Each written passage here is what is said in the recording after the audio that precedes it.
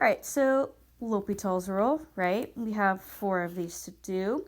So it says to evaluate the limit using L'Hopital's rule and also state the indeterminate form reached if you decide to use L'Hopital's. Well, we're not going to decide to use it. We are going to use it. Okay, let's recall what his rule even is, right? So the limit as x approaches a is some number. If I have f of x over g of x, where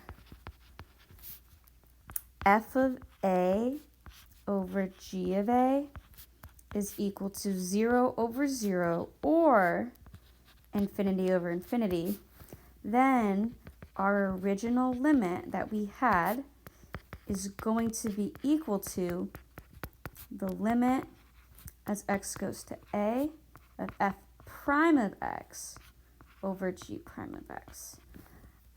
This is true if we were to keep going too, right? So if f prime of a over g prime of a is still 0 over 0 or infinity over infinity, then we can keep going, right? But we might not have to do that, and we might have to. All right, so step 1, we're going to plug in our limit, all right? So I'm going to plug 1 into this to see what I have. So it looks like we have 1 cubed minus, this looks like it's going to be 0 over 0. But let's just, confirm that. Yeah, this is 0 over 0. Great. So we're ready, and we don't have to do any goofy algebra for this problem. But that's not always going to be true. All right, so we take derivative of the top divided by derivative of the bottom. So we get 3x squared minus 4x all over 3x squared. Every time you apply L'Hopital's rule, you want to plug in your limit afterwards to see if you're done or if you have to do it again. All right, so if I plug in 1, I get 3 times 1 minus 4 times 1 all over, okay, it's squared, but you get the point. So we have 3 minus 4 over 3, which is negative 1/3. So in this problem, we only had to apply it once, which is great. That makes our life easier. All right, let's look at B. B looks a little bit scarier, but that's okay. We can do this. So right off the bat, I already know this is not going to be infinity over infinity or 0 over 0 because I have this guy, right?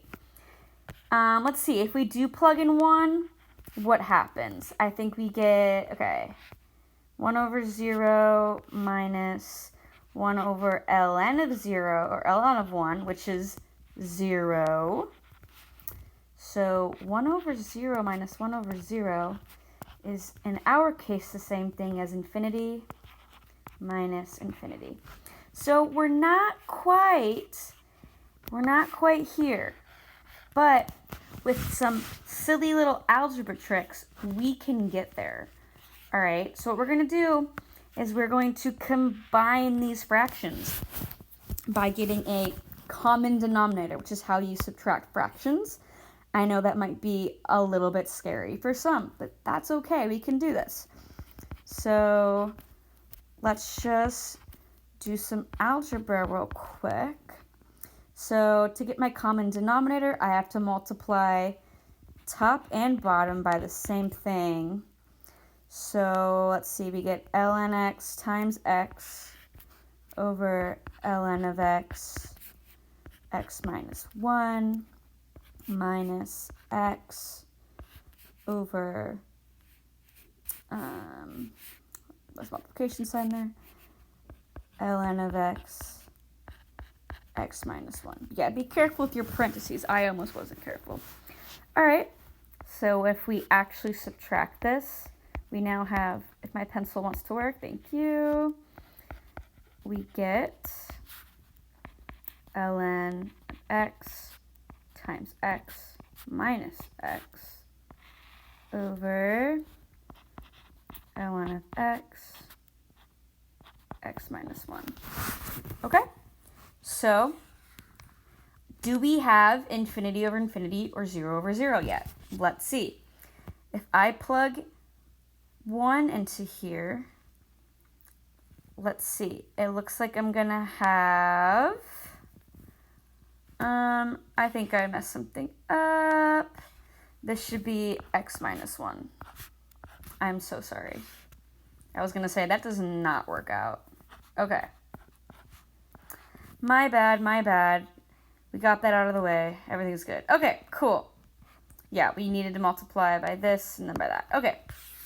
Now when I plug in 1, let's see. I get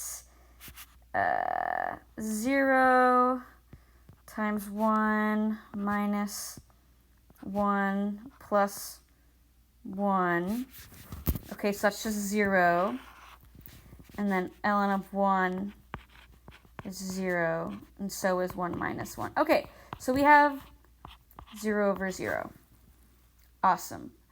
Okay, I'm going to erase this because I'm running out of space, but we get the point. You have 0 over 0. Okay, so that means we're ready to use L'Hopital's rule.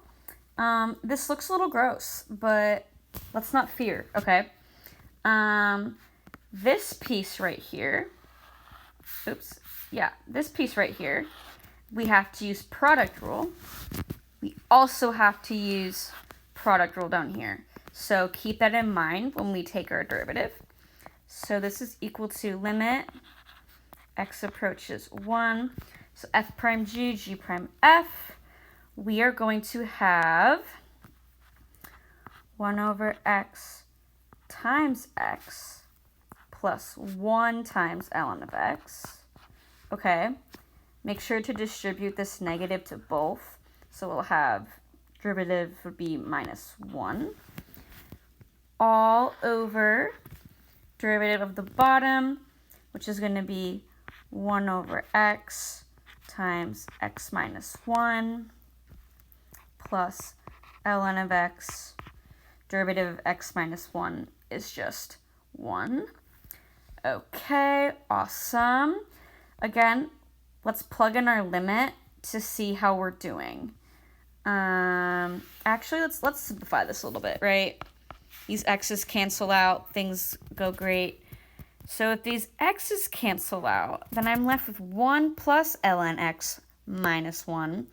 So those 1's are going to go away, and we're actually just going to have ln of x in the numerator. And the denominator, how about we multiply this in really quickly to avoid a product rule if we need to do it again. So if we multiply that in, we get 1 minus 1 over x plus ln of x. All right, let's see. If I plug 1, I'm going to have 0 over... we're still 0 over 0. We are not done. All right, we gotta do this one more time, guys. Bear with me, okay? All right, limit x goes to 1. Derivative ln x, we should know by now. 1 over x, yep. All right, derivative of 1, 0. Be careful when you do derivative of this piece. Okay, this is the same thing as negative x to the negative 1, okay? So when we take this derivative, we're going to have x to the negative 2, and then plus 1 over x. Again, this is the same thing as 1 over x squared plus 1 over x. All right, guys, I think we made it through on this problem. If I plug in 1, I'm going to have 1 over, let's see, 1 plus 1. All right, guys, 1/2 is our final answer. Whew. It was a little crazy, but we got it. So anytime you see two fractions like this, always think to get a common denominator. Okay, I know I screwed it up in the beginning, So be super careful when you're getting your common denominator.